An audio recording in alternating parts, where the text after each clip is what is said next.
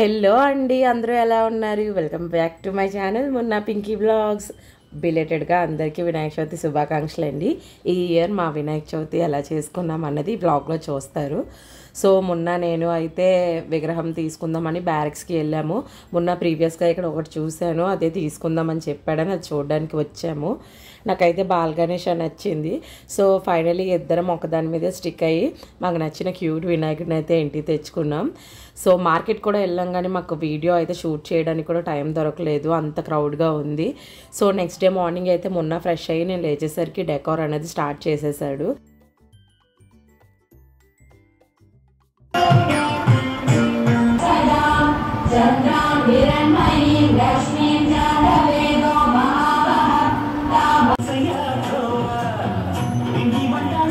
మాకు పూజ గది చాలా చిన్నది ఉండడం వల్ల వరలక్ష్మి వ్రతం కూడా నేను అంత కంఫర్ట్గా చేసుకోలేకపోయాను.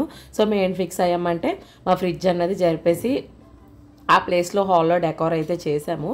సో నేనైతే దేవుడికి నైవేద్యం కోసం ప్రసాదం అన్నీ ఆర్డర్ చేసుకున్నాను ఆన్లైన్లో, బికాస్ నేను ఒక్కడిదాన్ని అన్ని ప్రసాదాలు అయితే చేసుకోలేను అనేసి. సో మొన్న అయితే ఇలా ఒక డెకార్ రెడీ చేశారు. మా ఇల్లు అయితే చాలా చిన్నది, చాలా ఇరుకు అయిపోయింది అన్నమాట, సామాన్లు ఎక్కువైపోయి. మేము ఇల్లు షిఫ్ట్ అవ్వాలని చూస్తున్నాం, కానీ మా లొకాలిటీలో మా ఏరియాలో మాకు నచ్చినట్టుగా ఏమి ఇల్లు కుదరట్లేదు. కుదిరితే మేము షిఫ్ట్ అయిపోవాలని చూస్తున్నాం. సో ఈలోగా అన్ని నైవేద్యం అంతా సర్వ్ చేసుకొని పెట్టేసుకుంటే డైరెక్ట్గా పూజ చేసుకునే టైంకి అన్నీ పెట్టేసి పూజ స్టార్ట్ చేయొచ్చు అనేసి మొత్తం నైవేద్యం అంతా అన్ప్యాక్ చేసేసి అన్ని ప్లేట్లో తీసుకుంటున్నాను. సో మోదక్, బూందీ లడ్డు, ఉండ్రాలు, రవ్వ లడ్డు, పులిహోర అండ్ గారెలు అయితే నేను ఆర్డర్ పెట్టాను 7 ఐటమ్స్. సో దాంతోపాటు నేను ఇంట్లో పాయసం అయితే చేశాను. అది కాకుండా అటుకులు, బెల్లం, మొత్తం అప్రాక్స్ ఒక 9, అది కాకుండా పంచామృతం అన్నమాట, మొత్తం 11 ఐటమ్స్. దాంతోపాటు ఫ్రూట్స్ అయితే మాకున్నంతలో అయితే చేశాను. సో నా చేత్తో నేను ఇవన్నీ చేసుకొని ఫెస్టివల్ చేసుకుంటూ అదొక పీస్, ఒక వైబ్. ఎప్పుడు రొటీన్ లైఫ్ కాకుండా ఇలా ఫెస్టివల్స్ వస్తే మనం కంప్లీట్గా ఏదొక పాజిటివ్ ఎనర్జీ ప్రతి ఒక్కరి ఇంట్లోనైతే ఉంటుంది. సో నేను ఇవన్నీ రెడీ చేసేసరికి మొన్న కూడా డెకార్ కంప్లీట్ చేశాడు. ఇంకా నేను పూజ స్టార్ట్ చేయడమే బ్యాలెన్స్. సో ముహూర్తం అన్నది 11 o'clock నుంచి పడింది కాబట్టి నాకు మొన్న హెల్ప్ చేయడం, నేను రెడీ అవడానికి అయితే టైం దొరికింది. వరలక్ష్మి వ్రతం రోజు అయితే అస్సలు నాకు రెడీ అవడానికి టైం లేదు, నేను ఒక్కదాన్నే చేసుకున్నా.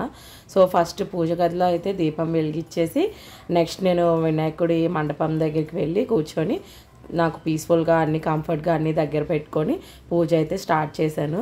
చూడండి మా విఘ్నేశ్వరుడు ఎంత క్యూట్గా ఉన్నారో, నాకైతే చాలా నచ్చింది.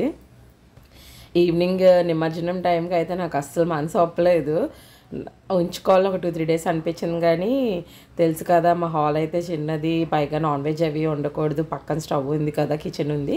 సో నేనైతే అవి ఏం చేయలేదు, 1 dayనే ఉంచుకొని అనిపిస్తాను అనమాట. సో చిటి తల్లి వచ్చిందన్నమాట, మా చెల్లి వాళ్ళ పాప, తను నేను కూర్చొని తన బుక్స్ కూడా పూజలో పెట్టేసి పీస్ఫుల్గా పూజ అయితే చేసుకున్నాము. మొన్నకి నైట్ అంతా నిద్రలేదు. సో వాళ్ళ ఫ్రెండ్ వాళ్ళ పందిరి దగ్గరికి వెళ్ళాడు అనమాట. సో తను కూడా ఎంత లేట్ అవుతుంది ఏంటి అని చెప్పేసి గాబరా పెట్టేశాడు అనమాట. అయినా సరే మేము పీస్ఫుల్గా ఏమేమి చేయాలో వినాయకుడికి అదంతా పద్ధతిగా మొత్తం నాకు తోచినట్టుగా నాకు ఎలా వచ్చో పూజ అలా కంప్లీట్ చేసుకున్నాను.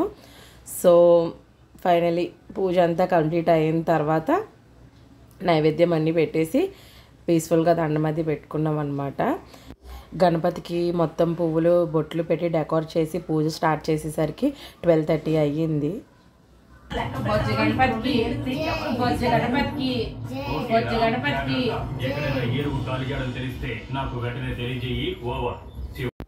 చిటితల్లి అయితే టిఫిన్ తినకుండా ఉండిపోయింది అన్నమాట పూజ అయినంత వరకు.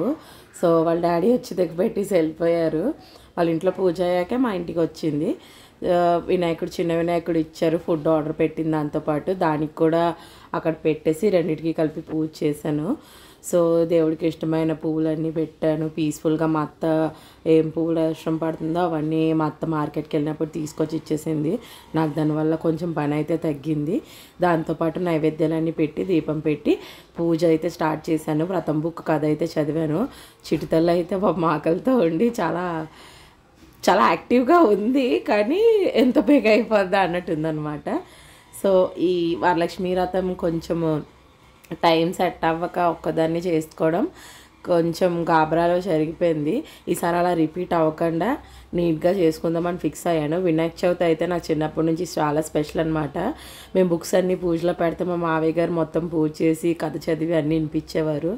ఇప్పుడు సొంతంగా మా చేతులతో మేము ఇల్లు దిగిన తర్వాత చిట్టి తల్లికి మేమైతే చిన్నప్పుడు ఎలాగా బుక్స్ అది పూజలో పెట్టి బుక్ అది చదివి అక్షింతలు వేసి చేసేవాళ్ళమో తనకు కూడా అలాగే చేయించాలని చెప్పేసి స్పెసిఫిక్గా నేను ఇంటికైతే పూజకు వచ్చేయమన్నాను. మా చిన్నప్పుడు అయితే చాలా స్పెషల్ ఫీల్ అయ్యేవాళ్ళమో ఆ స్పెషల్ ఫీల్ అన్నది తనకు కూడా ఉండాలని చెప్పి ఇయర్ మా ఫెస్టివల్ ఇలాగైతే జరిగింది. ఈవినింగ్ అయ్యేసరికి బొమ్మ కదిపేసి మా ఇంటి దగ్గర ఉన్న పందిర్లో అయితే ఇచ్చేసాము. బికాజ్ ఆ వినాయకుడితో పాటు మా వినాయకుడు కూడా పూజలు అందుతుందని. ఫైనల్గా మా వినాయక చవితి అయితే ఇలా జరిగింది. బ్లాగ్ నచ్చితే మాత్రం అందరూ చూస్తున్నారు కానీ సబ్స్క్రైబ్ చేసుకోవట్లేదు. సబ్స్క్రైబ్ చేసుకొని సపోర్ట్ చేయండి. ఇంకా కంటిన్యూగా కంటెంట్ అయితే అప్లోడ్ చేస్తాను. మీ అందరికీ చూసారా వినాయకుడు చాలా నచ్చింది అనుకుంటున్నాను. డెకోర్ నచ్చితే మాత్రం ప్లీజ్ లైక్ షేర్ సబ్స్క్రైబ్ చేయండి. మీ సపోర్ట్ ఇస్తూనే ఉండండి. For more videos do subscribe. Thank you for watching. Love you all. Bye.